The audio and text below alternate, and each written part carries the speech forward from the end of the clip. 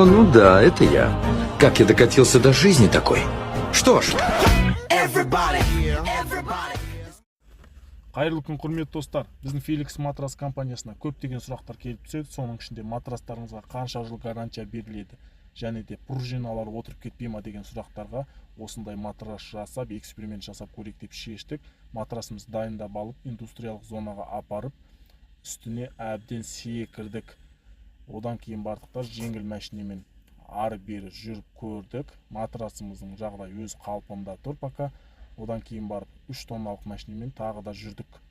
Сосын машиненің үстіне 30 минут осылай қойып қойдық. Матрасты тағы тексеріп көрдік. Жағдайы жақсы болды. Сосын жіппен байлап алдық та осылайынан 12 километр жер жүріп өттік. Үстіне өзім бірінші болып шығып алдым. 12 километр оңай емес екен. Шаршап кеттім да дос балаға ауысайық деп дос баланы шығарып қойып тағы да жүріп көрдік. Жүріп көріп келе жатып дос бала құлап қызық болды. Сосын матрасымызды тексердік. Матрасымыздың сыртқы материалы ғана жыртылған поролонымен, ішкі пружиналар бәрі өз қалпында.